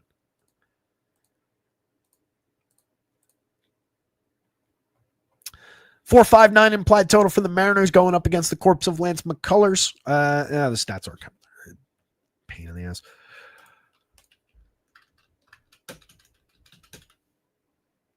You know what? I'm just going to read them off of graphs. It'll just be easier. It's so weird with some of these juniors. It's not consistent. Part of it's probably on my end with my if error lookups and stuff, but it's maddeningly inconsistent how these work. Anyway, 8 innings in 3 starts since his return to action, pitching to a 7.88 ERA with a 6.78 xFIP underneath. That is not encouraging. Striking out just 13.3% while walking 15.6% in the small sample. That is essentially, or exactly, where is he? 4 innings in the last start at Texas. I read this off before. Struck out just 2, walked 1, but got through it with no earned runs. Gave up 2 runs on 4 hits to 19 hitters. Went just a third of an inning against Cincinnati. That was the total meltdown. Gave up 7 runs, all of them earned on 3 hits, 1 home run, walked 3, and struck out 0. In his return to action, which came against the White Sox, he actually went 3 2/3, faced 18 White Sox, allowed 3 hits, but no runs, struck out 4, walked 3 against that terrible team. Just has not been good, is not stretched out, seeming like much more of a target for a pretty quality Mariners lineup that, while they strike out quite a bit, and while they can be a good DFS target when pitchers are going well, they can absolutely exploit a guy who's been scuffling. And you can see he's allowing a ton of premium contact in the small sample. So I think we're just looking at some Mariners bats and some upside there. You can see that nobody, with some history on McCullers, nobody above the magic number for home run upside, but you've got tremendous power in Cal Raleigh, who's got an 8.21 in the model and 16 home runs in his pocket already for the season with a 22.3% barrel rate with a 335 ISO supported by a 396 xWOBA. Cal Raleigh's just tremendous. He's very expensive. 56 where you have to play catchers, 37 where you don't, but he's a high priority bat on this team, in this stack, and for the slate at large. Cal Raleigh is a very high-end catcher option on a slate that doesn't have a lot of them. Well, actually, you know what? I'll amend that a little bit because you do have a very cheap Jainer Diaz over here with Victor Caratini also in the lineup. So you got 2 of them over there, and we've got Contreras. So it's actually not that short at catcher, but he's the highest quality and the highest upside. You also get Joey Bart. Catcher's actually kind of deep now that I'm thinking it through. You have Bo Naylor over here. Dylan Dingler's playable. Yeah, screw it. Cal Raleigh's just expensive. Save money at catcher. I think he's very much on the board. Super appealing bat. Let's see what his ownership looks like. Given the fact that he's actually our most expensive catcher.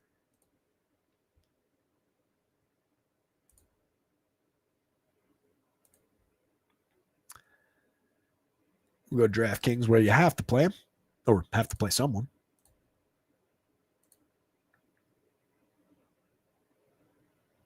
Ooh. All right. That's kind of appealing. So the Mariners in general via RG's ownership numbers, they're going to be pretty popular. The guys you would suspect. But Cal slips to their fourth most popular bat and into the single digits, which is kind of noteworthy. Arozarena and Rowdy both also in single-digit ownership projections, and then some other guys even lower than that. But out of the appealing guys, that's three of their more appealing bats that aren't crazy popular here. Kind of like that. Paying up to carve some ownership away is not a bad option with Cal Raleigh. I assume it's pretty similar on FanDuel at 3,700. JP Crawford, 3,600, 2,800, downright appealing at shortstop in the leadoff role, getting on base at a 391 clip for an offense that we expect to succeed today. 4.59 implied total in Vegas. I mean, you definitely want to be a part of the leadoff hitter there. 356 xWOBA. His creator runs 34% better than average. He's not striking out. He's drawing a ton of walks. Not a ton of hard hits or premium contact to speak of. 4 home runs on the board is a decent clip for him over 194 plate appearances. He has stolen 2 bases. If he ran a little bit more to exploit the on base that he puts up, he would be even better for fantasy.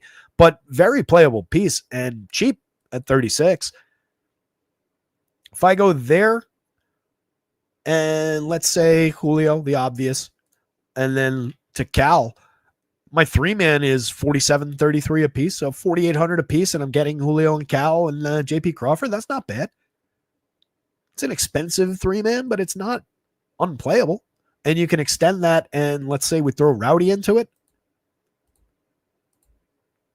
And as good as Jorge has been, and the fact that he fills second base, that is tempting, but I'd probably go to a cheaper Randy Arozarena, grab Randy and Rowdy.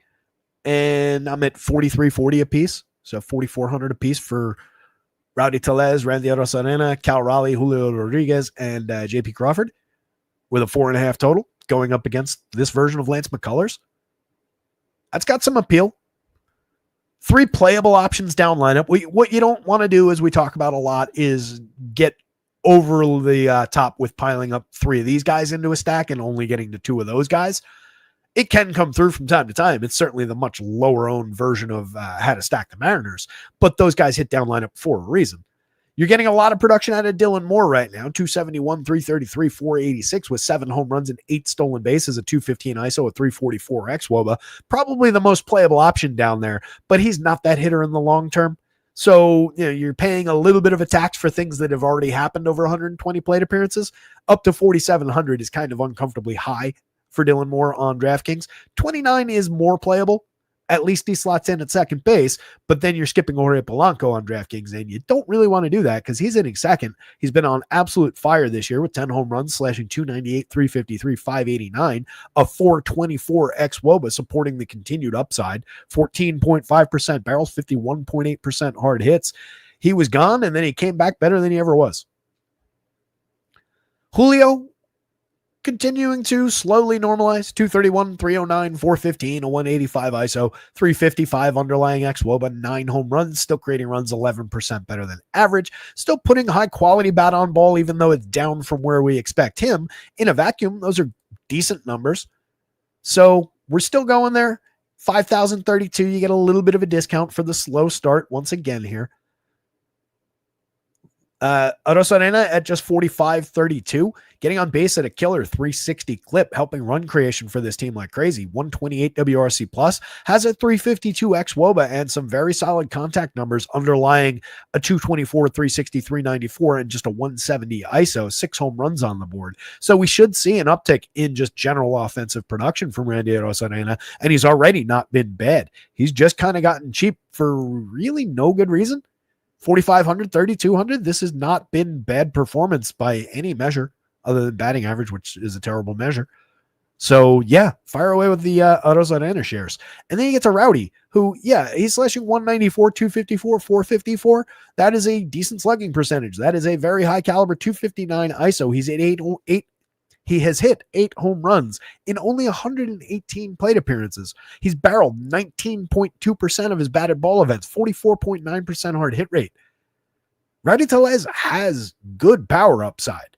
7.57 in the home run model today against a guy who's given up nothing but barrels and hard hits since he came back.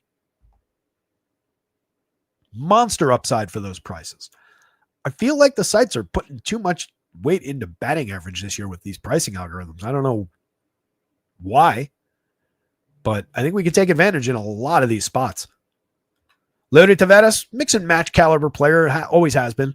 3,400, 2,300. He's only slashing 220, 242, 333 this year. Just a 220 xWOBA. No real production, but 2 home runs, 8 steals. If you're just looking to get cheap and get some counting stats in your lineup, he's always been capable of that. 12 homers, 23 steals, and a terrible slash line and a substandard WRC plus last year. 14 and 14 with a mediocre slash line. 266, 312, 421 is not bad. A 155 ISO, but still was 2 points below average for run creation back in 2023. But again, just chasing some home run upside, some stolen base upside for very cheap. He's on the board for that. Not bad hitting 7th, the switch hitter. And when you have to pay that much to get to Dylan Moore and block yourself from Jorge Polanco, probably makes Taveras the more appealing between those two. And then Ben Williamson is a very slick third baseman in the field. Hasn't shown much at the plate yet outside of that 1 home run.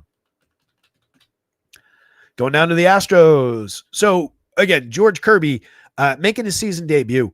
Fantastic pitcher who was just out for with a shoulder issue since spring training. Last year, 23% strikeouts against a 3% walk rate. Sparkling strikeout to walk ratio. 33 starts, he gave you 191 innings. He pitches deep into ball games. The year before, 31 starts, 190 and 2/3, 22.7% strikeouts against 2.5% walks. Again, phenomenal strikeout to walk pitcher. 3.35 ERA with a 3.63 xFIP that year, 3.53 ERA with a 3.58 xFIP last year, 11.4% swinging strikes, just a 1.07 whip last year, 1.04 the year before. He's an ideal fantasy pitcher. The only issue is we're probably only getting him for 5 innings today. He only made 3 rehab starts. He only went 4 in his last one, but he did face 21 hitters, struck out 4 of them, walked none of them. Pretty typical, but gave up 2 home runs, 4 earned runs on 10 hits. That's the AAA hitting. It was at Colorado for whatever that means, or at Colorado's affiliate, which is a PCL stop. So I don't put any stock into that being a bad outing. It's just about the pitch count. It's about getting a little bit more stretched out, but it only amounted to, if memory serves, 60 something pitches. So again, I wouldn't expect more than 5, and we might not even get 5. So what it does is limit the Astros a little bit for the innings that he's going to pitch, but it doesn't really put him on the board because there's no discount at 88, at 92.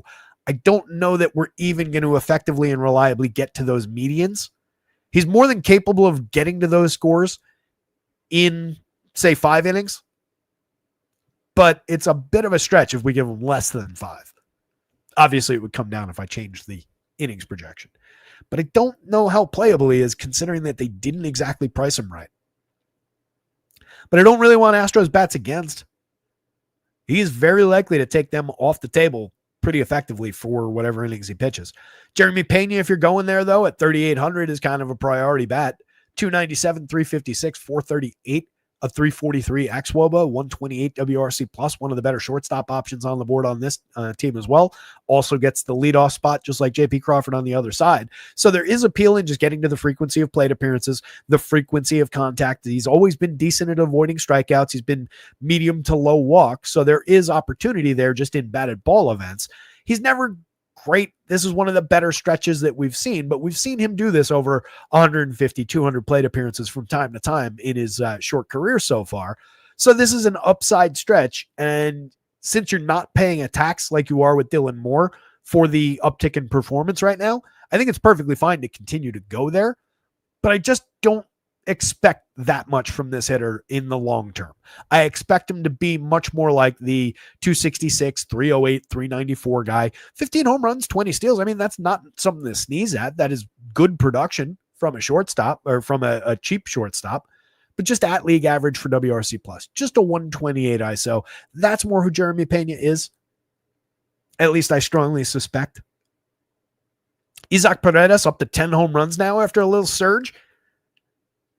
Playing here, playing in Tampa, and anytime the ballpark's on his side, we can look for those home runs. The new, there's an article I'm yet to read up on Grass featuring him as a focal point of their new swing metrics. They've put some fantastic stuff out there that I can't wait to get into and play around with probably this weekend. But they're putting like the contact point into the swing data now. So you can measure like guys who hit the ball and get way out in front versus guys who let the ball into the zone a little bit more. And that's where I was reading one breakdown. I forget who the two players were, but they were, the point being that they were measuring swing speed, and one dude had 2 miles an hour less average swing speed, but is a very good player. Again, I forget who it is. So the point being that since he let the ball into the zone a little bit more before starting his swing versus a guy who had a much quicker swing but was always meeting the ball further out front, the swing speed relative to where they meet the ball is a lot less relevant, or is the difference in that swing speed rather is rendered irrelevant by where they meet the ball. So his 2 mile an hour slower swing was just as effective as the other guy meeting the ball way out in front. I think the way out in front guy was Corbin Carroll. I forget who the other one was. That was out there on Twitter somewhere, but I'm really looking forward to getting into that data. Anyway, the point is there's an article up today featuring Isaac Paredes and his ability to meet the ball out in front, which is why he's constantly driving the ball into that left field corner like we talk about all the time. So I'm really interested to see what the pockets of data have to say about that. But also slashing 270, 378, 483, a 213 ISO, a 345 xwOBA, getting on base like crazy, drawing his walks, putting the ball in play, sees a lot of pitches. He's interesting. 4,000, 3,200. I unfairly derided him a little bit at the beginning of the season for that just unique way that he deposits home runs into left field. I do think that's a very real thing. We've talked about it every time he's been on the board, checking what the stadium looks like for him. But this is the best park in baseball for him. Jose Altuve, really concerned. 238, 294, 335, a .097 ISO, 260 xwOBA, killing me. 4 stolen bases, 4 home runs, not great output.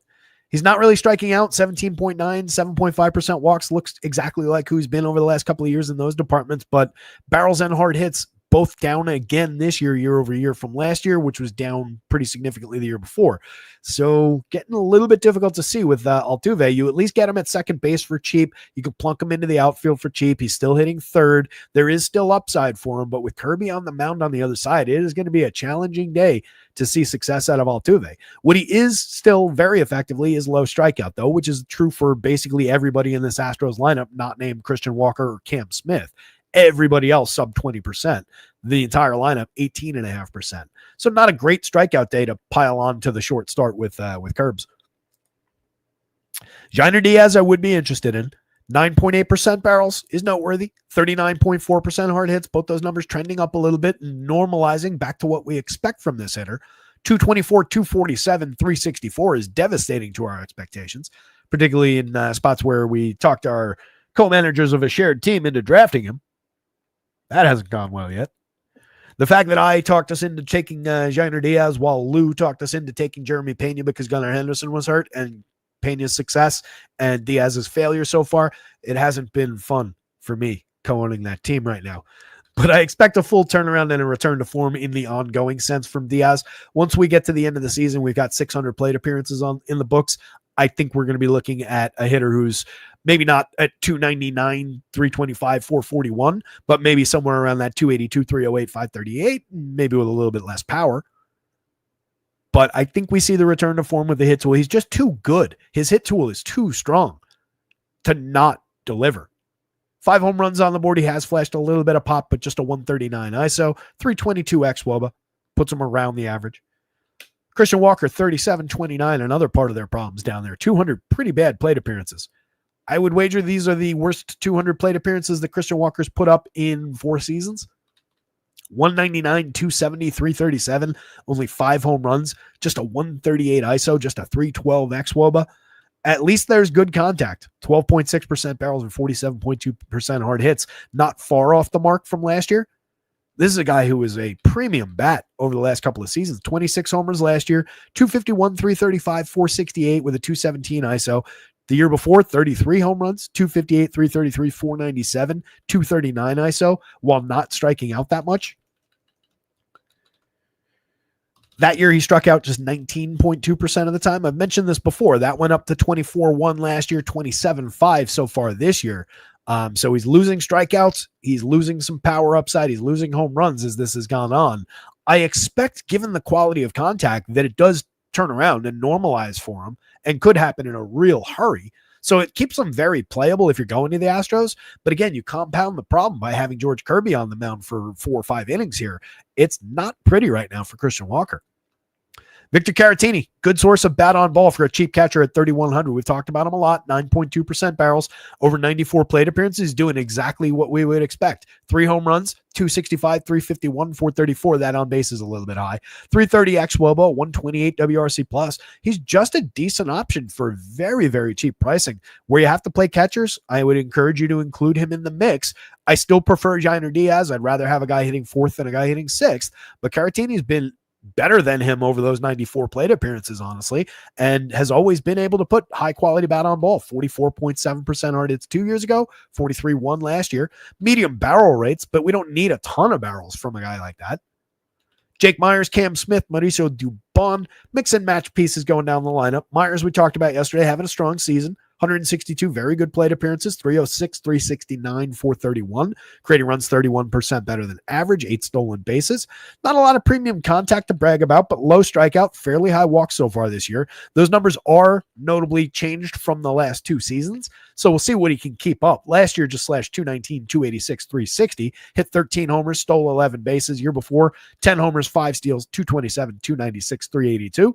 So I think we continue to keep expectations for Jake Myers firmly in check, but he's delivered a strong start to his year, and he's playable. He's cheap. Smith has not been good. 3 home runs, 235, 326, 361. At least he's getting on base a little bit.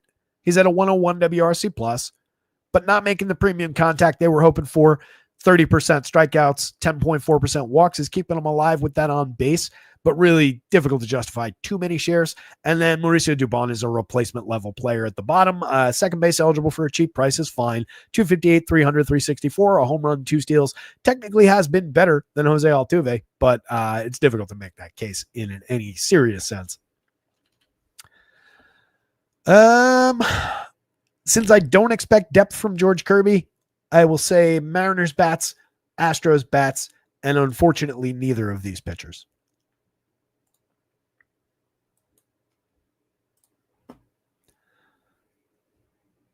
So I managed to do an hour 40 on 4 games. I was wondering if we would get out to 2 hours. That's typically, regardless of the number of games, we've been hitting about 2 hours or more. But that's about all we've got to go through on this slate, guys. Only 4 games up there.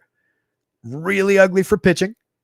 Jack Flash and Smith Shawver both tied at the top of the board, essentially. Price difference between the two for sure. Flaherty, a few more strikeouts available in the Cleveland lineup, but just as dangerous, if not more dangerous, a lineup. Smith Shawver, again, allowing a lot of premium contact. I don't hate the idea, especially if you get overboard with Smith Shawver shares, of having some hedge stacks of Nationals in other lineups. I think that makes a lot of sense. Get some James Wood, get some CJ Abrams and some of those other parts.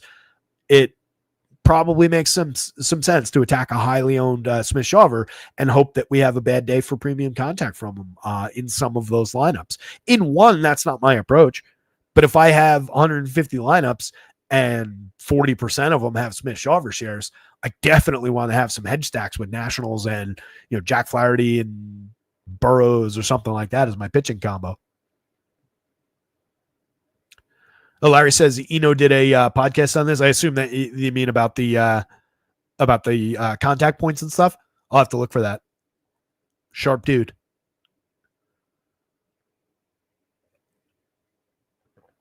Anytime they release new tools, I love just diving into them and seeing what you can discover.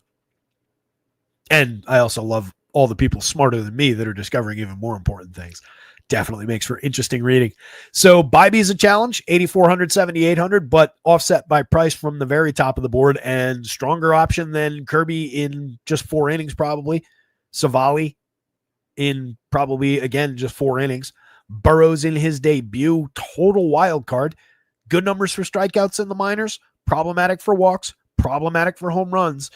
not necessarily as good as some of the hype that he's getting around the industry today. So I am very enthused about the Brewers' bats here. Rhys Hoskins, again, the home run pick of the day. McCullers, too difficult to see right now.